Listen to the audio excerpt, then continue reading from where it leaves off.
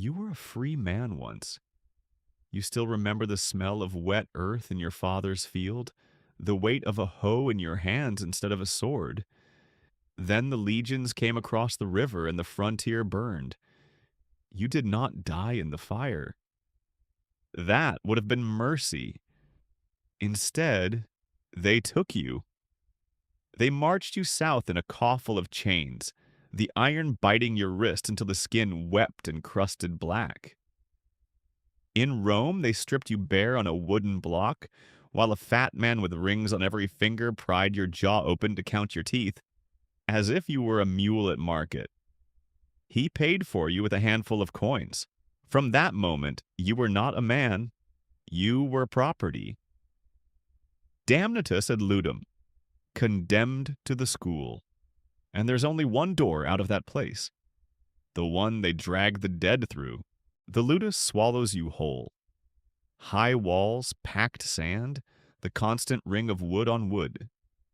Here you swear the sacramentum gladiatorium, the oath that binds your soul to the arena, to endure being burned, bound, beaten, and slain by the iron. You spit the words out, and a part of you dies as you say them.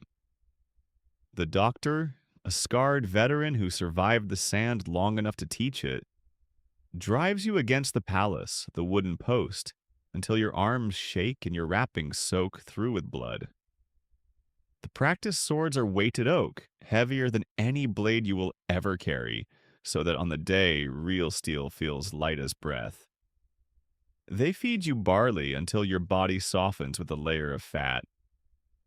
A cushion, they say, so shallow cuts will bleed and thrill the crowd without killing you. They are not feeding you. They are seasoning you. Your first fight, you are a tyro. Untested, unproven, worth nothing.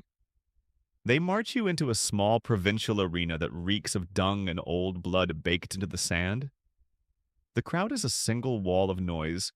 Your opponent is another nobody, as terrified as you. When the Summarudis drops his staff, your mind goes white.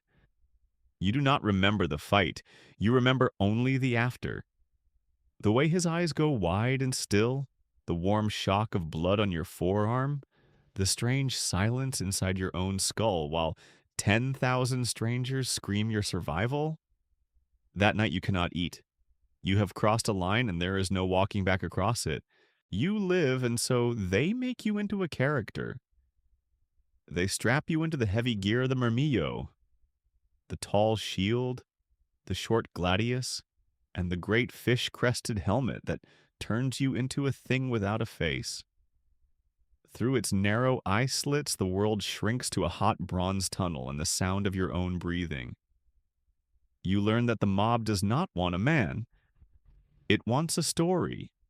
The fisherman against the net, the hunter against the prey. You are no longer yourself. You are a mask, a role, a hunger the crowd feeds on. And slowly, terribly, you begin to be good at it. Win follows win.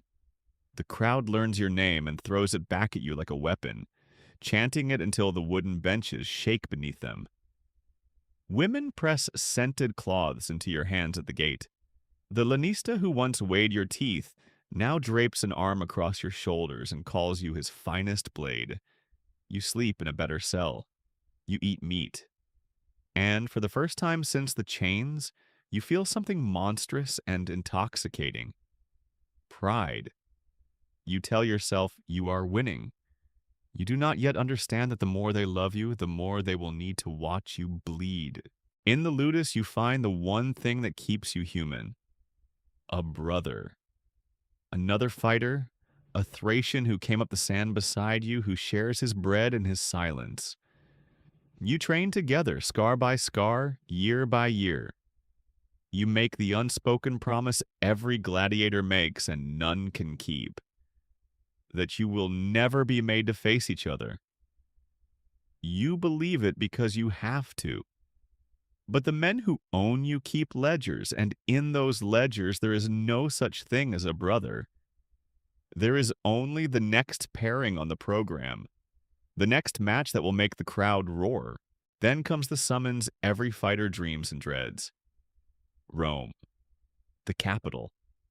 The vast oval of the great amphitheater, 50,000 faces stacked to the sky, and in the marble box above them all, the emperor himself.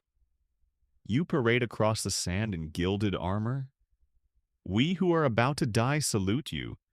The roar is a physical thing, a pressure against your chest, a wave that could lift a man off his feet. This is the summit. Everything you have bled for has carried you here to fight beneath the gaze of a god in human skin. And it is here, at the very top, that the trap finally closes. The pairing is read aloud, and your blood turns to ice. They have matched you against your brother. You look across the sand and see your own grief mirrored behind his helmet. There is no refusing. To refuse is to be cut down by the guards as a coward and dragged off without honor. So you fight the only man who ever shared your bread. Steel sings. You move as one animal made of two halves, every parry an apology. And then you are standing, and he is in the sand at your feet, and the whole world holds its breath, waiting for the emperor's hand. The thumb turns. Ugula, finish him. The crowd that chanted your name now bays for his death. You look down into your brother's eyes and you understand at last what you have always been to these people. Not a hero. A butcher they happen to applaud. You survive long enough to become a veteraness. The rarest thing in the arena. Old. Your knees no longer answer, and your scars ache before the rains. Then, after one final fight you barely remember winning, the Lanesta walks onto the sand and presses something into your trembling hand. It is not steel. It is the rudies, the wooden sword. Freedom.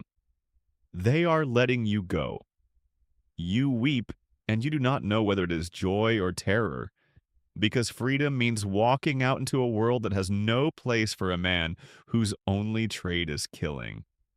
Into the long quiet that comes after the roar, where no one will ever chant your name again. The arena gave you everything. The arena took everything. And now it simply opens the gate and lets you stumble out into the silence to discover whether a man who has only ever lived to die remembers how to do anything else at all. In the end, you learn the oldest truth of the arena. Harina, the word for the sand, means only this: the thing that drinks the blood.